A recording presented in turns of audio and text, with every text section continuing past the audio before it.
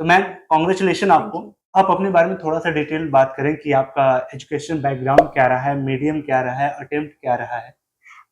मेरा मतलब medium English है हुँ। और ये मेरा थर्ड अटेम्प्ट है और इसके पहले मैंने बैचलर ऑफ आर्ट्स किया है और उसके बाद मैं अभी 2023 में ही मास्टर्स कंप्लीट किया है। आपका जो फैमिली बैकग्राउंड है वो क्या रहा है? मेरा फैमिली बैकग्राउंड मतलब वी आर मतलब बिजनेस है, मेरे हुँ। पापा का बिजनेस है और मेरे मदर फादर दोनों ही मतलब हाईली एजुकेटेड है फैमिली। तो सिविल सर्विस की तरफ कोई है या नहीं, पहले कैंडिडेट नहीं, मैं आप इधर पहली हैं? ही हूँ मैं। हमारी फैमिली में कोई नहीं है, आस-पास गाँव कोई नहीं है, आस-पास कोई नहीं कोई है। नहीं है। ठीक है, रिजल्ट वाले दिन की बात करते हैं जब आपको कौन पहले तो बताता? आपने खुद देखा या आपके दोस्त या कोई किसने देखा था रिजल्ट? मैंने खुद नहीं देखा था। आपने देखा था। तो ऊपर से देखना स्टार्ट किया या नीचे से? पहले ऊपर से देखना स्टार्ट किया था तो एसडीएम लिस्ट में नाम नहीं था। हुँ। फिर मैंने सिर्फ रोल नंबर सर्च किया था तो फिर उसमें टैक्स असेसमेंट ऑफिसर में मुझे नाम दिखा था। 6th रैंक थी मेरी। उस मोमेंट की बात करते हैं जब आपने देखा अपना नाम, तो पहली कॉल किसको की या फिर जो मम्मी-पापा से आके साथ में थे या फिर नीचे फ्लोर पे, ऊपर फ्लोर पे, कहाँ थे वो? मैं मतलब सेम फ्लोर पे थे लेकिन पापा घर पे नहीं थे उस टाइम। हुँ। तो मैंने सबसे पहले आके मम्मी, दादी और चाची को बताया, हुँ। घर में जो सिस्टर्स ब्रदर्स हैं उनको बताया, हुँ। फिर अपने पापा को कॉल किया, भगवान का आशीर्वाद लिया, तो और उसके बाद बाकी रिलेटिव्स को मतलब बताया। पहली कॉल किसकी आई आपके पास? मेरे भैया की। घर से रह के आपने तैयारी की है या फिर बड़े शहरों में गई जैसे इलाहाबाद या करोल बाग, मुखर्जी नगर कहीं? मैंने घर से किया है। घर से ही? जी। तो कोचिंग वगैरह? नहीं, कभी नहीं। विदाउट कोचिंग घर जी, से? जी। कमेंट सेक्शन में भर जाता है कि जब बिना कोचिंग के ही सारे टॉपर्स हो रहे हैं तो फिर कोचिंग वाले इतना हो हल्ला क्यों मचा रहे हैं या फिर हमें लेना चाहिए, नहीं लेना चाहिए? पॉसिबल कैसे हुआ कि आप घर से रह के तैयारी की? वो सोर्स भी आप बताते चले, साथ में क्या यूज़ किया? घर पे रह के अगर आप तैयारी करना चाहते हो तो यू नीड मतलब फैमिलियल सपोर्ट बहुत ज़रूरी रहता है। हुँ। मेरी फैमिली बहुत सपोर्ट करती थी मुझे और इसके अलावा मुझे स्टार्टिंग में थोड़ी दिक्कत हुई थी क्योंकि कोचिंग में गाइडेंस मिल जाती है। No doubt. 1.5 साल मैंने गाइडेंस के लिए मैं बहुत भटकी हूँ। हुँ। तो उस वजह से मेरा मतलब अटेम्प्ट भी खराब हुआ पहला, लेकिन बाद में मुझे गाइडेंस मिली, सीनियर्स मिले और मेंटोर्स मिले, तो उससे काफ़ी रास्ता आसान हो गया था। ओके, थोड़ा-सा आप अपने डायमेंशन को इसको ओपन करें क्योंकि ये जी, एक बहुत बड़ी बात है कि आप घर से रह के तैयारी की और अपना लिस्ट में नाम लाती हैं। जी, तो वो सोर्स क्या कह रहे हैं? सब्जेक्ट वाइज़ अगर बात करना चाहें कि आपने यूट्यूब चैनल का सहारा लिया जी। या फिर कोई कम्युनिटी जॉइन की थी, किसी कोई बड़े भाई थे, दोस्त थे, किनसे गाइडेंस इवैल्यूएटर कौन थे, वो सारी चीज़ें कैसे मैनेज किया? वीडियो कंटिन्यू करने से पहले अगर आप यूपीपीएससी 2025 को टारगेट कर रहे हैं और आप अफोर्डेबल प्राइस में एक बेस्ट कोचिंग की तलाश में कर रहे हैं, तो आपके लिए यूपीपीएससी वाला की तरफ से सर्व सक्षम और प्रथम 3.0 जो कि फाउंडेशन कोर्स है इंग्लिश और हिंदी में, इनका जनरली फीस 10,000 होता है लेकिन फिलहाल 4,999 में एक्सेस हो रहा है। वहीं अगर आप प्रीलिम्स में बार-बार फेल हो रहे हैं तो फिर इनका आक्रोश और ऊर्जा बैच है जो कि इंग्लिश हिंदी में है, ये आपको 1999 में मिल जाएगा और इन डिस्काउंट के ऊपर भी अगेन आपको डिस्काउंट मिलेगा कूपन कोड स्टूडेंसी यूज करने पे। इसके साथ-साथ अगर आप बीपीएससी 71st के लिए कोचिंग देख रहे हैं तो आपको बीपीएससी वाला की तरफ से सक्षम 3.0 और प्रथम 3.0 जो कि फाउंडेशन बैच इनका है 4,999 में एक्सेस हो रहा है और 70 बीपीएससी का मेंस की आप तैयारी करना चाहते हो तो इनकी सफलता बैच के साथ जा सकते हैं जो कि 3,999 में एक्सेस हो जाएगा। अगेन इस पे कूपन कोड स्टूडेंसी यूज करना आपको अगेन डिस्काउंट मिल जाएगा। अगर इनके क्लास फीचर की बात करूँ मैं तो live classes, daily practice papers, mains की प्रैक्टिस आपको होगी, फुल लेंथ टेस्ट आपको कराया जाएगा, पीवाईक्यू एनालिसिस वगैरह, तो आपकी प्रिपरेशन के लिए ये वन स्टॉप सॉल्यूशन है।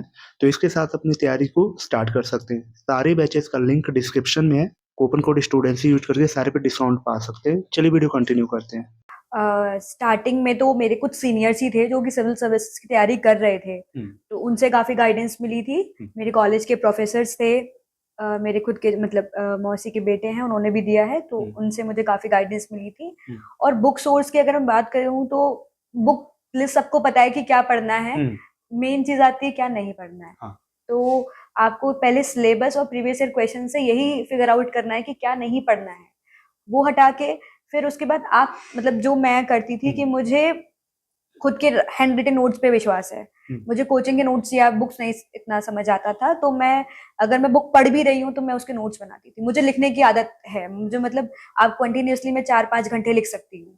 ओके। हाँ, तो लिखने की आदत है और बाकी यूट्यूब पे मैं काफ़ी चैनल्स फ़ॉलो करती थी। स्लीपी क्लासेस है हुँ। और एक स्टडी लेवर भी करके चैनल है, हर्षित द्विवेदी है।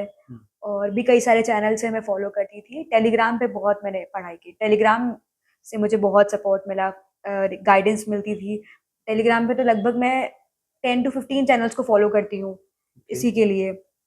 और इसके अलावा बाकी सोशल मीडिया प्लेटफॉर्म तो और नहीं है, लेकिन हाँ मैं डेली क्विजेस वगैरह करती थी, तो 10 से 15 क्वेश्चन ऐसे, और बाकी फिर एग्जाम टाइम पे टेस्ट सीरीज या प्रीवियस ईयर क्वेश्चंस।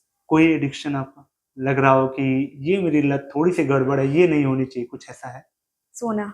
ज्यादा हाँ, सोती है? हाँ मुझे बचपन से सोने की बहुत आदत है और मैं नींद कंट्रोल नहीं कर सकती बस। तो ये कैसे पॉसिबल होता था? एग्जाम टाइम में ये थोड़ा बढ़ जाता था या कम होता था, या कॉम्प्रोमाइज होता ही नहीं था? कॉम्प्रोमाइज नहीं करा मैंने कितने कभी। घंटे? 10 से 12। 12 घंटे? मुझे नींद से मतलब बचपन से है, मैं खाना खाने के बाद मुझे दोपहर में सोने की आदत है, सुबह में लेट उठती हूँ और रात में भी मैं 11 मतलब 12 बजे तक सो जाती हूँ। तो नींद से मैंने कभी कॉम्प्रोमाइज नहीं किया, लेकिन हाँ इसके अलावा और कोई लत नहीं है, मतलब एडिक्शन कुछ और नहीं है। ओके, तो फिर इस बात को थोड़ा सा आप सोचिए, जो लड़के खाना बनाते समय भी पढ़ाई कर रहे होते हैं, हाँ। 3 घंटे 4 घंटे सोते हैं, तुरंत भोर में जग के फिर पढ़ने लगते हैं, उसके बाद भी सिलेक्शन नहीं होता है। तो इस चीज को क्या समझे हम लोग? एक कंफ्यूज, ये एक मिथ है या फिर एक्चुअल में ये चीजें हैं कि आपको बहुत सोना चाहिए, आप बहुत सो के तैयारी करके कर ली, वहीं 4 घंटे भी मतलब वो सो के कुछ नहीं कर पा रहे हैं। कुछ बच्चे मेहनत के बाद भी, ऐसा नहीं कि वो फर्जीवाड़ा कर रहे हैं, मेहनत के बाद भी ये बैलेंस। हर किसी का देखिए अलग होता है, हाँ। किसी को नींद कम आती है, या कोई ऐसा होता है कि जिसको थोड़ा पढ़ने में मतलब नहीं होता है, उसको थोड़ा ज्यादा रिवाइज करने की जरूरत होती है, या क्योंकि मेरे साथ ऐसा है कि मैं मतलब एक आदत बनी हुई है तो वो आदत हटती नहीं है। मुझे तो कभी बार ऐसा होता था कि मैं पेंडिंग काम रह जाता था सोने की वजह से। बट हाँ मैंने एक चीज अप्लाई की थी अपनी लाइफ में कि मैं खुद को पनिश करती थी कि अगर मेरा दिन में काम नहीं हुआ है तो वो नेक्स्ट डे के लिए पेंडिंग वर्क है, तो वो आगे चल के वो पेंडिंग वर्क का लॉट बन जाता था, तो वो अपने आप के लिए से पनिशमेंट है। और कई बार ऐसा करती थी कि पनिश करने के लिए, ठीक है आज तुम्हें 2 घंटे कम सोना है, तो वो मेरे लिए बहुत एक बड़ी पनिशमेंट हुआ करती थी कि अरे 2 घंटे कम सोना है तो मुझे मतलब वो काम खत्म करना है। और ऐसा नहीं है कि मतलब आप 4-5 घंटे ज्यादा पढ़ रहे हो कम पढ़ रहे हो, आप पढ़ क्या रहे हो, क्वालिटी ऑफ मटेरियल पे बहुत डिपेंड करता है, और आप कितना टाइम उसे मतलब 80 to 90% फोकस के साथ दे रहे हो, तो वो बहुत डिपेंड करता है। जो पहली बार अटेम्प्ट दे रहा है या फिर 2-3 बार दे चुका है, उसका क्लियर नहीं हुआ है, वो भी इस बार अपीयर होगा। आप लोगों से उनका सामना होने वाला है। आप लोगों से वो डर भी रहे हैं कि यार इन लोगों का सिलेक्शन हो गया, ये रैंक इंप्रूव करने आए हैं, इनके पास नॉलेज गैप नहीं है, ये कंप्लीट ज्ञान के भंडार हैं, तो इनसे हमारा सामना होने वाला, तो हमारा नंबर कैसे लगेगा, लिस्ट में हम कैसे आएंगे? उनके लिए क्या मैसेज है, चाहे लड़के हों या लड़कियां हों?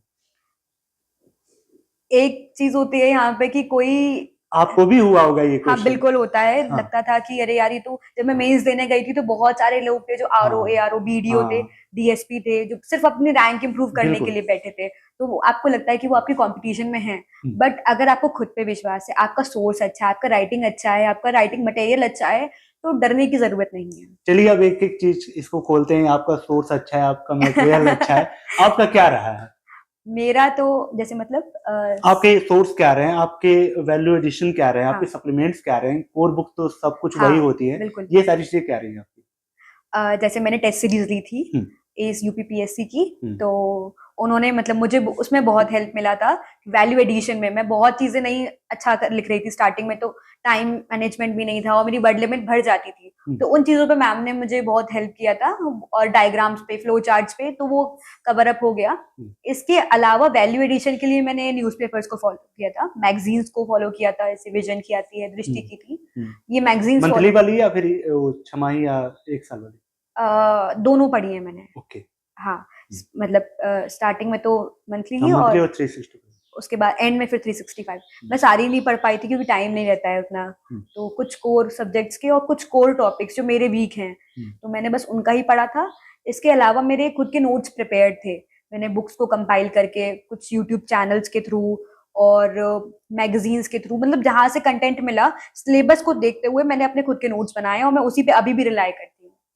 ओके, जहां तक मैं ये समझ पा रहा हूँ, आपकी जो डेली रूटीन है, जहां आपने नींद से कॉम्प्रोमाइज नहीं किया, आपके दिन से 10-12 घंटे में निकाल के अगर सोचूं और नॉर्मल काम धंधे को 3 घंटे छोड़ू, उसमें भी आपका 7-8 घंटा बच रहा है। कंप्लीट पढ़ाई वाले थे या फिर मूवी वाले भी थे, घूमने फिरने वाले थे, या क्या थे? डेली रूटीन में कितना स्टडी टाइम था?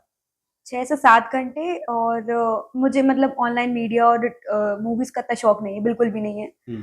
तो जब भी टाइम मिलता था तो थोड़ा बाहर घूम ले, मुझे वॉक करना अच्छा लगता है। मैं वॉकिंग में या फिर जैसे कुछ एपिसोड्स या केबीसी ऐसे डॉक्यूमेंट्रीज देखना मुझे बहुत पसंद है, तो वो देख लेती थी, बुक्स पढ़ लेती थी। और जैसे मुझे रामायण महाभारत पढ़ना अच्छा लगता है, तो मैं ये बुक्स सुनती थी, या मतलब इनके जो आते हैं ना ऐसे ऑडियोज, तो वो सुन लेती थी या पढ़ लेती थी। लेकिन मतलब 6 से 7 घंटे। और कभी कभी होता था कि जब ज्यादा है टॉपिक, ज्यादा लंबा है, टाइम लगेगा, तो थोड़ा सोने में टाइम कट करा था। अच्छा, उसमें भी कट करके निकल हाँ, जाता मतलब था। 10 घंटे सो लिए, 12 नहीं सोए ऐसे, या क्या बात 9 है। घंटे सो लिए ऐसे। सबसे बड़ी बाधा प्रीलिम्स है। कैसे पढ़ना है, क्या पढ़ना है, सबको पता है। प्रीलिम्स में होने वाली गलतियों पे अगर बात करना चाहें आप, तो क्या क्या गलतियां हैं कि प्रीलिम्स में ज्यादातर मेजोरिटी ये गलती करती है, क्या लगता है आपको?